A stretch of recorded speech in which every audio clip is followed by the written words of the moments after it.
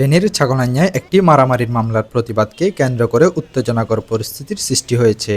সমাবেশে বাধা দিতে গেলে পুলিশ ও ছাত্রদলের এক নেতার মধ্যে তর্ক বিতর্কের এক পর্যায়ে ধস্তাধস্তির অভিযোগ ওঠে। যদিও পুলিশের দাবি ধস্তাধস্তির কোনো ঘটনা ঘটেনি। অবৈধ বালু ব্যবসার নিয়ন্ত্রণ ও ব্যবসায়িক বিরোধকে কেন্দ্র করে ২৫ জুলাই দায়ের হওয়া মামলার প্রতিবাদে বুধবার বিকেলে ছাগলনাইয়া জিরো পয়েন্টে সমাবেশে ডাক দেন মামলার আসামি ও তাদের স্বজনরা।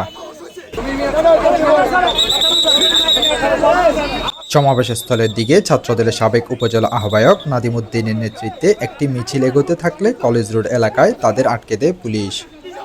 প্রত্যক্ষদর্শীরা জানান, পুলিশ হুইসেল বাজিয়ে সবাইকে সরে যেতে বললে নাদিম উদ্দিনের সঙ্গে পুলিশের প্রায় ১০ মিনিট বাকবিতণ্ডা চলে। এক পর্যায়ে পরিস্থিতি উত্তপ্ত হয়ে উঠলে কলেজ রোড ও ছাগলনাইয়া মুহুরীগঞ্জ সড়কে সাময়িকভাবে যান চলাচল ব্যাহত হয়। পরে নাদিম উদ্দিন ঘটনাস্থল ত্যাগ করলে পরিস্থিতি স্বাভাবিক হয়। পরিস্থিতি নিয়ন্ত্রণে এলাকায় অতিরিক্ত পুলিশ মোতায়েন রাখা হয়েছে।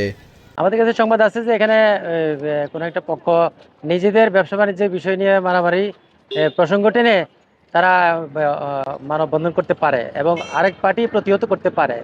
এই দুই পক্ষের মধ্যে মানে মারামারি যদি তৈরি হয়, দাঙ্গা ফেসাদ তৈরি হয়, তাতে এলাকার আইনশৃঙ্খলা অবনতি হবে। সেই জন্য আমরা চাচ্ছি যে এলাকার আইনশৃঙ্খলা স্বাভাবিক রাখার জন্য আমরা আমাদের উদ্যোগ কর্তৃপক্ষের নির্দেশে আমরা কাজ করছি।